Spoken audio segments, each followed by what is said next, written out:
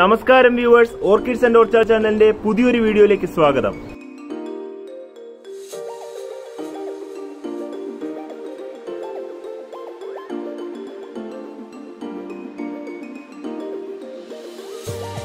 ഇന്ന് നമ്മൾ fan palm എന്നും പ്രിച്ചാഡിയ എന്നും അറിയപ്പെടുന്ന ഒരു ഇൻഡോർ പാം ട്രീയെ കുറിച്ചാണ് കാണാൻ പോകുന്നത്.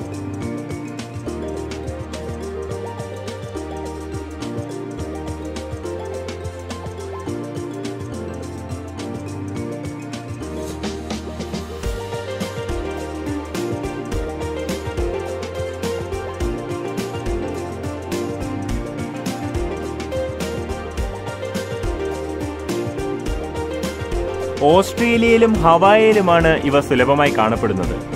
കേരളത്തിലെ വീടുകളിൽ ഇവ അത്രയ്ക്ക് കണ്ടു തുടങ്ങിയിട്ടില്ല. കാരണം പല ആൾക്കാർക്കും ഇതൊരു ഔട്ട്ഡോർ പ്ലാന്റ് ആണോ ഇൻഡോർ പ്ലാന്റ് ആണോ എന്നുള്ളൊരു കൺഫ്യൂഷൻ ഉണ്ട്.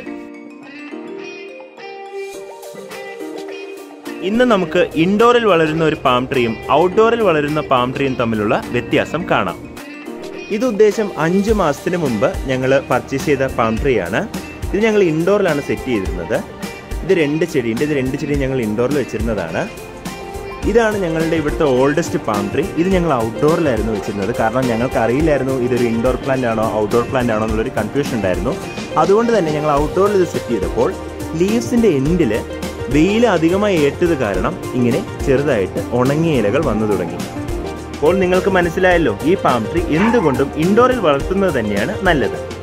ഇൻഡോറിൽ വളർത്തുമ്പോൾ നിങ്ങൾ ശ്രദ്ധിക്കേണ്ട ഏറ്റവും വലിയ കാര്യം ഇവയുടെ ഹൈറ്റ് തന്നെയാണ്. കാരണം 2-3 വർഷം കൊണ്ട് തന്നെ 5 അടി മുതൽ 8 അടി വരെ ഇവയ്ക്ക് ഹൈറ്റ് വെക്കും. ഇൻഡോർ പ്ലാന്റായി വെക്കുമ്പോൾ നമ്മൾ ശ്രദ്ധിക്കേണ്ട മറ്റൊരു കാര്യം, ഇവയുടെ ലീവ്സിൽ പൊടി നന്നായിട്ട് സെറ്റിലാവും. സോ അതൊക്കെ നമ്മൾ കുറച്ച് ക്ലീൻ ചെയ്യുക. അല്ലെങ്കിൽ വെള്ളം ഒഴിക്കുമ്പോൾ ജസ്റ്റ് വാഷ് ചെയ്തിട്ട് പോട്ടിലേക്ക് തന്നെ വിടുക. പിന്നെ ഇതിൻ്റെ ബ്രാഞ്ചസിൻ്റെ ഇടയിൽ ചിലന്തി വല കെട്ടാൻ ചാൻസ് ഉണ്ട്. അതും നമ്മൾ നന്നായിട്ട് നോക്കണം.